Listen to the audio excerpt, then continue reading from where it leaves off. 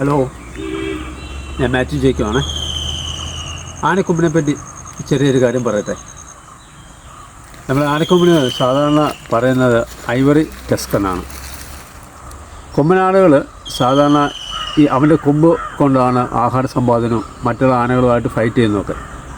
അങ്ങനെയുള്ള കൊമ്പുകൾ കണ്ടാൽ നമുക്കറിയാം അതിൻ്റെ തേയ്മാനം. നമ്മൾ മനുഷ്യർ ഏതെങ്കിലും ഒരു കൈ കൂടുതലായിട്ട് യൂസ് ചെയ്യാറുണ്ട് നമ്മുടെ ജോലിക്കൊക്കെ വേണ്ടി. അതുപോലെ ആനകളുടെ ഒരു കൊമ്പ് ചില കാര്യങ്ങൾക്ക് കൂടുതലായിട്ട് ഉപയോഗിക്കുന്നു. അപ്പോൾ ആ കൊമ്പിൻ്റെ തേയ്മാനം നമുക്ക് കണ്ടാൽ മനസ്സിലാവും അത് ഏത് കൊമ്പാണ്, വലത്തെ കൊമ്പാണോ ഇടത്തെ കൊമ്പാണോ കൂടുതലായിട്ട് യൂസ് ചെയ്യുന്നതെന്നുള്ളത്. അതുപോലെ മരങ്ങളുടെ തൊലി ആനകൾക്ക് വലിയ ഇഷ്ടമാണ്. തേക്കിൻ്റെ തൊലി ആനയ്ക്ക് ഇഷ്ടമാണ്. അതുപോലെ ചില കാട്ടിലുള്ള മരങ്ങളും അതിൻ്റെ തൊലികളും ആനയ്ക്ക് ഇഷ്ടമാണ്. നമ്മൾ ഈ മരങ്ങൾ കണ്ടാലറിയാം, ആന തൊലി വലിച്ചു കീറി കൊമ്പിന് കുത്തിക്കളഞ്ഞ് അതെല്ലാം വഴിയിലൊക്കെ ഇട്ടിരിക്കുന്നത് നമുക്ക് കാണാം. അപ്പോൾ ഇതിൻ്റെ ആനയുടെ ഉളുപ്പിൽ തന്നെ വളർന്നു വരുന്നതാണ് ഈ ഐവറി ടസ്ക്.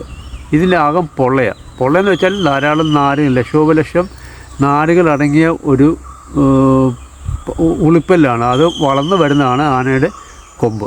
അത് നമ്മൾ എവിടെ ആനയെ കണ്ടാലും നമ്മൾ ശ്രദ്ധിക്കേണ്ടതെന്ന് വെച്ചാൽ അത് കൂടുതലായിട്ട് യൂസ് ചെയ്യുന്ന കൊമ്പ് അതിൻ്റെ അഗ്രഭാഗം തേഞ്ഞുകൊണ്ടിരിക്കും. അത് നമുക്ക് കണ്ട് മനസ്സിലാക്കാം. ആനയെ കാണുമ്പോൾ ആനയെ നമ്മൾ നിരീക്ഷിക്കുമ്പോൾ ആനയുടെ ഓരോ അവയവങ്ങളും നമ്മൾ നിരീക്ഷിക്കണം. തുമ്പിയായാലും കൊമ്പായാലും കാലായാലും നഖമായാലും വാലായാലും എവിടമായാലും ചെവിയായാലും. അപ്പോൾ ഇങ്ങനെ ആനയുടെ ഓരോ ഭാഗങ്ങളെപ്പറ്റി ഉള്ള ചെറിയ വീഡിയോ ആയിട്ട് ഞാൻ ഇനി വരും.